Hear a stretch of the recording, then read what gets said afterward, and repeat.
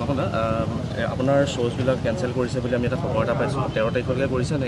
কিমান মই শ্ব'খিনি কেঞ্চেল কৰিছোঁ মানে কি শ্ব' বুলিয়ে নহয় আৰু কিবা কিবি আছিল শ্ব' এখন কালিলৈ শ্ব' আছিল আচলতে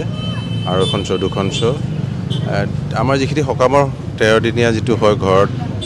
সেই বুলি কৈছোঁ মানুহে তাত বম্বেত আৰু মানুহে তেওঁলোকৰো ক্ষতি হয়তো বহুত গতিকে তেওঁলোকে বুজিব টান পাইছে ক্ষমা খুজিছোঁ আৰু বিভিন্ন প্ৰমোশ্যন থাকে বহু আগৰ প্লেনিং থাকে বেয়া পাইছে কিন্তু বেয়া পালেতো ঘৰত মানুহজন ঢুকালে যি হয় যিটো সেইটো বুলি বুজাইছোঁ মানে সেইটো সেইখিনিতো বুজিবই লাগিব আৰু এই মানৱতাৰ হেৰিত তেওঁলোকে বুজিছে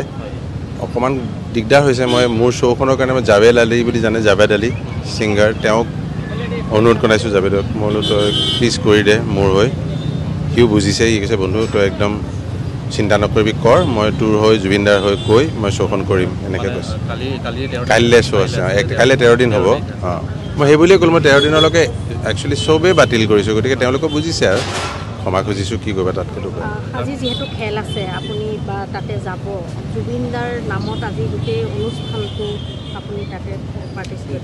মই আচলতে মোক সেই দেৱজিৎ শইকীয়া লণ্ডাই ফোন কৰিছিলে যেতিয়া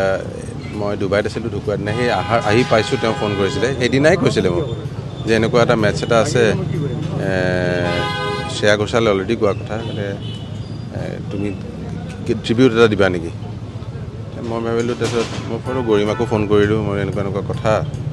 দুটা গীত মই সি মোৰ কণ্ঠত ভাল পাইছোঁ বুলি কৈছিলে দিল্লীত গৈ এতিয়া মোৰ তাত থাকে সেই দুটা গীত গাম জাষ্ট দুটা গীতে গাম গীটাৰ এখন লৈ অকলে ট্ৰিবিউট এটা দিম আৰু তাৰ নামত এই আশা কৰিছোঁ যে কাৰণ কি অ'পেনিং চেৰেমনি গতিকে অ'পেনিং চেৰেমনিটো বৰ ডাঙৰ বস্তু ৱৰ্ল্ড কাপৰ চ' অ'পেনিং চেৰেমনিত যদি সেই গীতকেইটা যদি তেওঁলোকে যদি মানে মাধ্যমেৰে আমাৰ প্ৰচাৰ মাধ্যমেৰে যদি গৈ বস্তু পৃথিৱীত মানুহে দেখে শুনে সেইটোও ভাল লাগিব কিমান হয় নাজানো মই গাম আৰু নিজৰ ফালৰ পৰা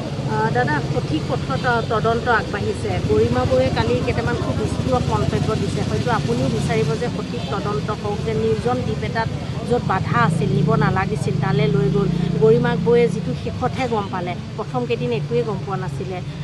আমিও গম পোৱা নাই আচলতে আমিও তদন্ত হ'ব লাগে প্ৰথমতেতো সময় লাগে ন ঢুকুৱা চকটোৱে কিমান দিন লাগিছে বুজোতে তাৰপিছতহে বুজিলোঁ এনেকুৱা অৱহেলা বা ইৰেছপনচিবিলিটি হৈছিলে তাৰ গাটো বেয়া আছিল গতিকে সেই তাইও বুজিছোঁ সকলোৱে বুজাত সময় হৈছে গতিকে তদন্তটো আগবাঢ়িছে বৰ ভাল কথা আৰু